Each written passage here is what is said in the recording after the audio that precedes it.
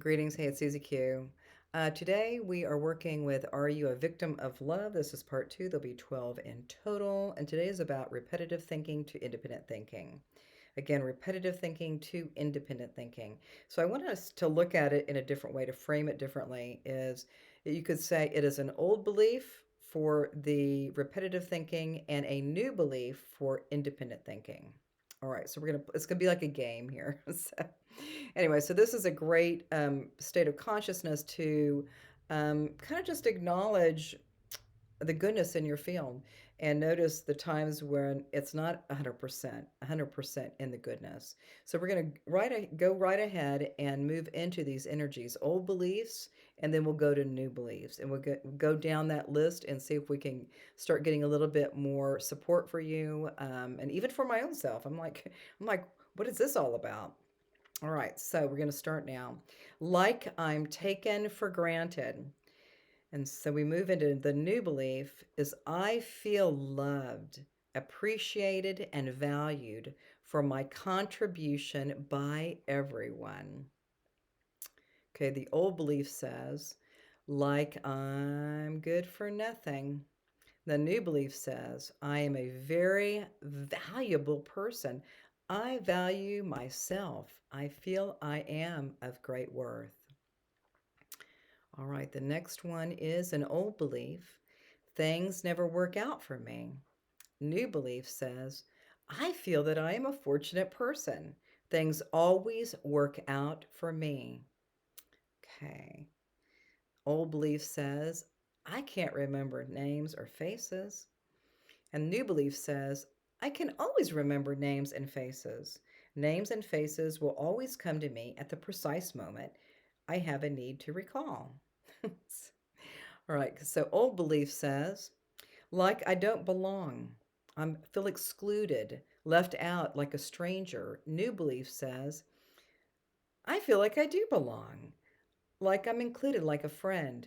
Everyone enjoys my company. I always feel comfortable wherever I am. Old belief says, I'm sick at heart. New belief says, I feel at peace with the situation. Everything is perfect. Old belief says, like there's no way out. New belief says, I feel resolute. There's a way out and I'll find it. There is an answer to every challenge and it's close at hand. Old belief says that everyone hassles me.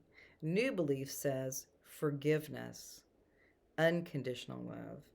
I feel everyone loves me, including myself. My life flows with order and ease. I feel at peace. Old belief says, like I'm responsible for making everyone happy. New belief says, I allow others to be responsible for their own happiness. I only feel responsible for my own happiness. I assist in any way I am able, but I also allow them their own experiences.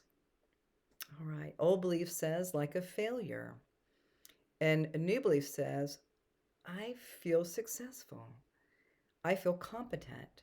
I feel confident. I feel capable. I achieve in everything I do. Old belief says I'm worthless. New belief says I feel valuable. I feel useful. I feel important. I feel worthy of praise. All right. So, some of these inspired thoughts and affirmations and terms that we're using, it could be about the energies that you're working with, but it could also be just some beautiful bands of energies that can help you to uplift your own spirit. Like if you've got some things that you're working with, you could say, well, this is the old belief and there's a new belief, and that sounds like it's going to be so fast and easy. Well, it could be if you want it to.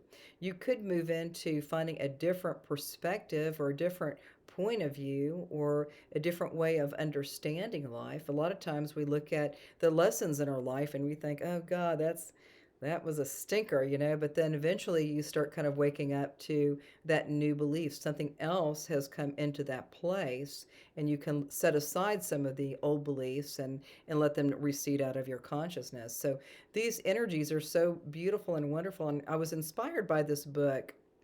um, it's called Feelings Buried Alive Never Die.